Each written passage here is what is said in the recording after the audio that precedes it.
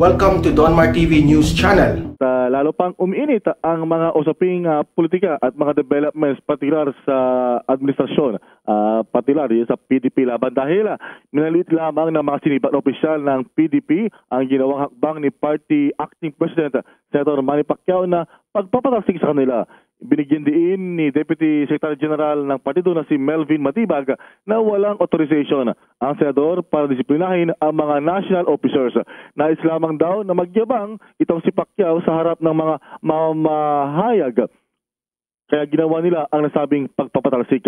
Hinaman pa ito ang kampo ng Pacquiao kung kanilang questionin ang gagawin sa National Assembly sa dating na July 17. Isa si Matibag sa tatlong opisyal ng PDP laban sa pangunguna ni Department of Energy Secretary Alfonso Cusi bilang Vice Chairman at Astra Naik ang head ng Membership Committee. At persik aniya ang nasabing opisyal dahil sa pagsuon nila na suportahan ang kandidatong outsider sa kanilang partido.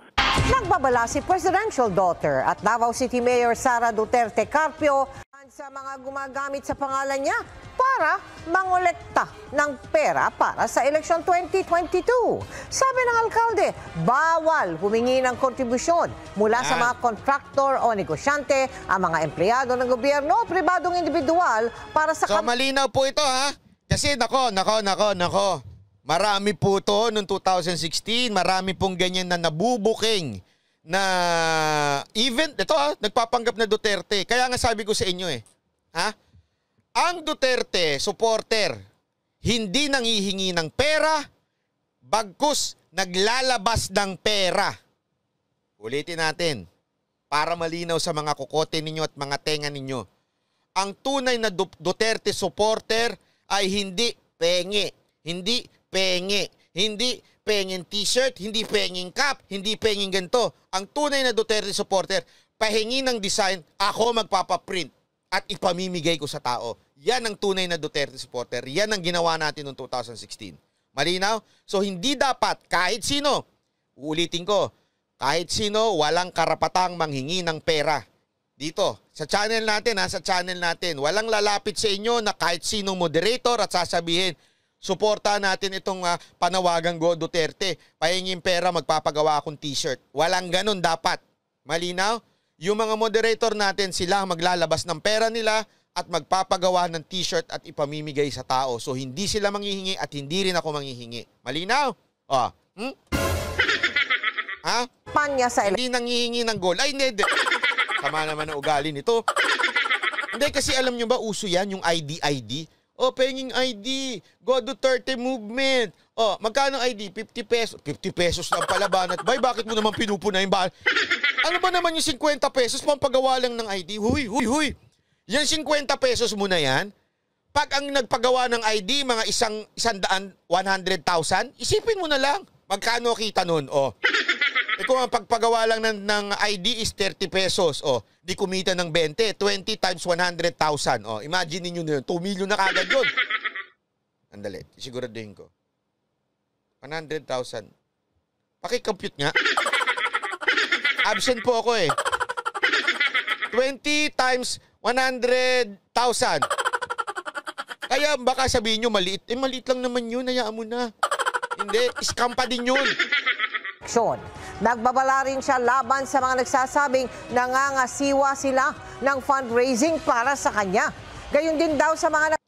Eto, Lisa Adonis. Paano kung suportahan ni PRRD si BBM sa pagka-presidente? Kung lang naman. Ano sagot ko? Alam nyo na sagot ko. Duterte supporter ako. Kung ano yung sabihin ni Duterte, yun ang susuportahan ko. Malinaw? Okay?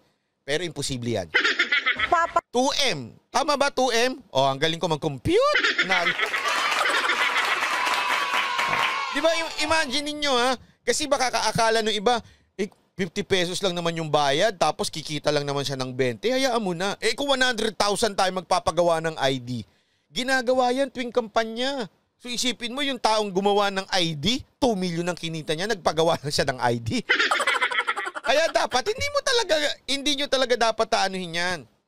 Kaya nga sa Banateros libre. Libre ang sombrero, libre ang sticker, libre pati ang t-shirt. Wala kang ilalabas sa mga ibang riders club. Ikaw magbabayad ng membership. Ikaw pa magbabayad ng t-shirt mo. Ikaw pa rin lahat. Diba?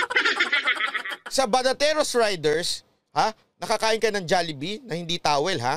Nakakain ka pa, nakakape ka pa. May t-shirt ka pa, mayroon ka pang cup. Kasi nga, ang prinsipyo dito, kami maglalabas ng pera. Ako maglalabas ng pera. Pangungunahan ko. Empleyado ng Davao City Local Government para makahingi ng kontribusyon sa mga negosyante. Ang sabi ni Mayor Sara, walang fundraising o pang-sosolicit ng campaign money para sa kanya. Lahat daw ng mga aktibidad na ito ay hindi otorisado at walang permiso niya.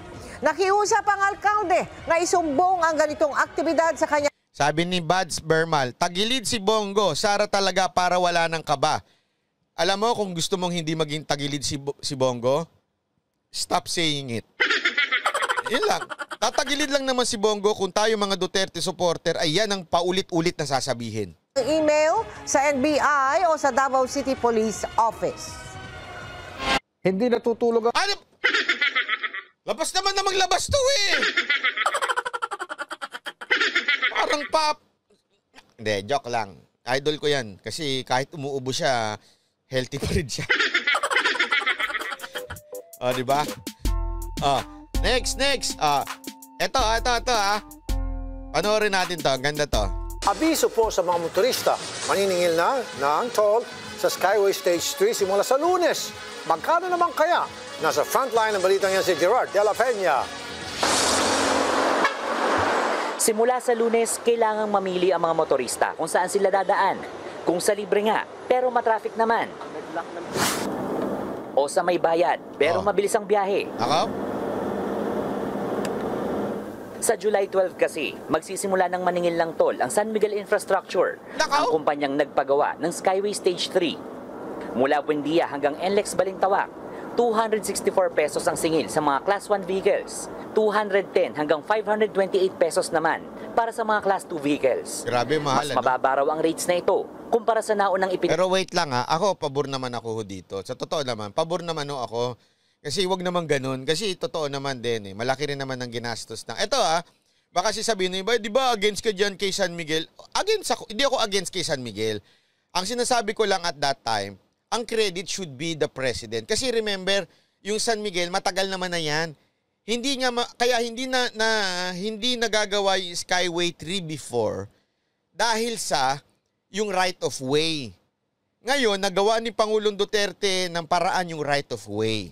Okay? Pero at the same time, ibig sabihin the credit goes to the president at saka yung gobyerno na may political will na para sa right of way. Pero let's give naman din ang San Miguel ng bayad. Kasi kung hindi naman sila kikita, kung ang mga private company naman ay hindi kikita ng tama, wala na makikikooperate sa gobyerno natin, di ba?